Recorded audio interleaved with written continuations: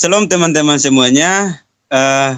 Kami dari kelompok 1 ingin mempresentasikan tugas fisika statistik terkait materi ketidakpastian Heisenberg. Nah, di sini kami ada 4 orang.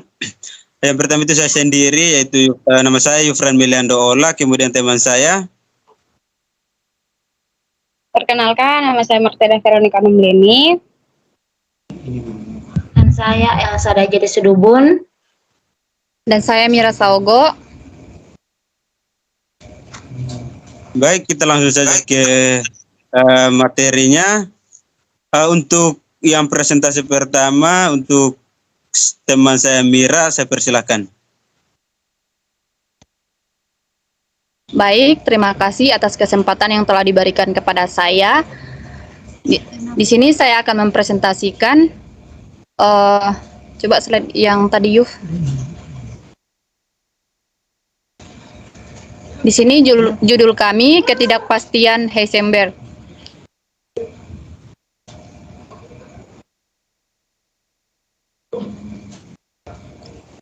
Nah, prinsip ketidakpastian Heisenberg di sini ada 3, di mana yang pertama itu ketidakpastian pengukuran momentum dan posisi partikel bisa diekspresikan menggunakan persamaan matematis. Dia itu menyatakan bahwa kita itu tidak bisa menentukan posisi dan menentukan suatu partikel secara berkesinambungan. Nah, jadi dia itu pasti berubah posisi dan momentum partikel tersebut sehingga kian tahu probabilitas distribusinya. Kemudian kita bisa menggunakan persamaan matematis untuk mengetahui ketidakpastian pengukuran momentum dan posisi partikel tadi. Kemudian yang kedua di sini pertama mendefinisikan X, di mana X itu sebagai posisi partikel dan P itu sebagai momentumnya.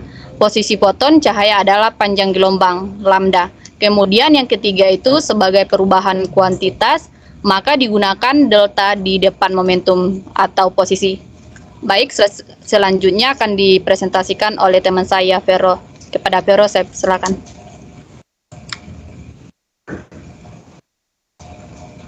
Oke, terima kasih Mira yang telah memberikan saya kesempatan. Saya akan melanjutkan presentasi di mana tadi sama-sama kita sudah mendengar penjelasan dari Mira bahwa kita tidak dapat mengukur atau menghitung momentum dan juga posisi dari partikel itu secara berkesinambungan.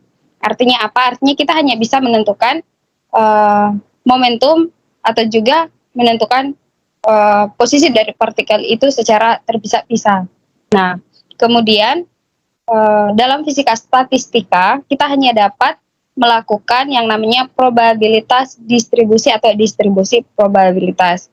Namun ada juga salah satu cara untuk menghitung posisi dan juga momentumnya, yaitu dengan melakukan perhitungan matematis. Nah, yang pertama kita mendefinisikan dulu X, P, dan juga posisi. Nah, posisi itu dilambangkan dengan lambda, di mana lambda itu adalah foton itu sendiri. Nah, foton itu kemudian dia mempunyai momentum. Momentumnya itu didefinisikan dengan frekuensi yang dinyatakan dalam H per lambda. Nah, kemudian tentulah dia akan mengalami yang namanya kuantitas perubahan. Nah, baik itu antara posisi maupun momentum. Oke, langsung saja dari semua yang saya paparkan ini, kemudian dapat kita simpulkan atau kita merumuskannya menjadi delta P sama dengan H per lambda. Nah, karena kita ketahui bersama bahwa delta X sama dengan lambda, nah kemudian persamaan kedua ini kita substitusi ke persamaan 1, yaitu delta P sama dengan H per lambda.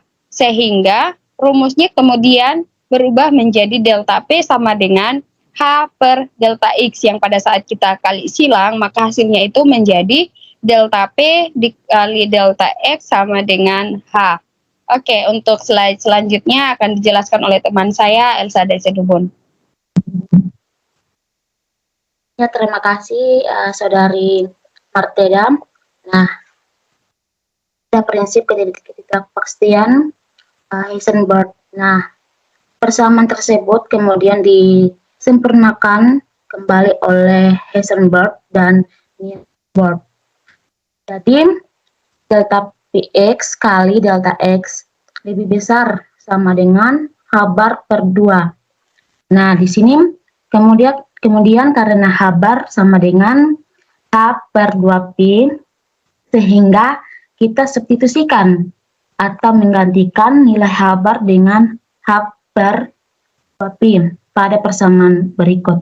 Nah, maka persamaan tersebut menjadi delta Px kali delta X lebih besar sama dengan H per 4Pi, di mana nilai H bar sama dengan H per 2Pi sama dengan 1,0545718 dikali 10 pangkat min 34. Nah, meter pangkat 2 kilogram per sekon.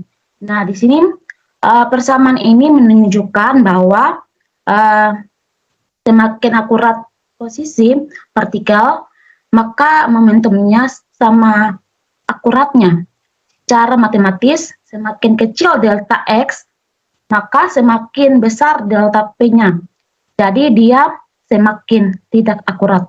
Nah, materi pertama dan kedua dan ketiga udah selesai, dan materi keempat saya persilakan Saudari Yufran Mulyani diolah.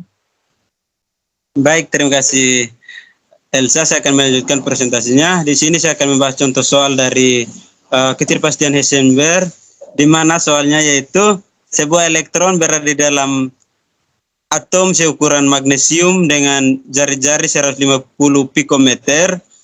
Berapa ketidakpastian minimum kecepatannya?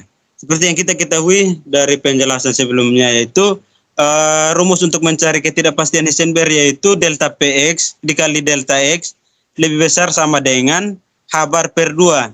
Sehingga ketika kita misalkan untuk mencari delta Px-nya, maka rumusnya itu menjadi delta Px lebih besar sama dengan H bar per 2 dikali delta X. Kemudian karena delta Px-nya itu sama dengan M dikali delta V, maka sesuai dengan soalnya itu kan dimintanya itu ketidakpastian minimum kecepatannya, sehingga delta V lebih besar sama dengan H per 2M dikali delta X. Nah, pada soal tersebut itu yang diketahui itu untuk massa elektron itu sudah kita ketahui bersama bahwa massa elektron itu sebesar 9,109383 dikali 10 pangkat min 31 kg. Kemudian untuk ketidakpastian posisinya atau delta X-nya itu sudah diketahui di soal bahwa delta X-nya itu sebesar 150 pikometer, sehingga kita konversikan ke meter, kita peroleh delta X-nya itu sama dengan 150 dikali 10 pangkat min 12 meter. Kemudian kita masukkan ke rumus untuk mencari ketidakpastian minimum kecepatannya, yaitu delta V lebih besar sama dengan H bar per 2M dikali delta X, di mana nilai H barnya itu sama dengan 1,0545718 dikali 10 pangkat min 34 kg meter kuadrat per sekon dibagi 2 dikali masanya itu 9,109383 dikali 10 pangkat min 31 kg dikali delta X-nya itu 150 kali 10 pangkat min 12 meter, sehingga kita peroleh hasilnya itu sebesar 3,9 kali 10 pangkat 5 meter per sekon. Sehingga untuk ketidakpastian minimum kecepatannya itu sebesar 3,9 kali 10 pangkat 5 meter per sekon. Oke, sekian materi yang dapat kami sampaikan. Semoga dapat bermanfaat bagi kita semua. Terima kasih.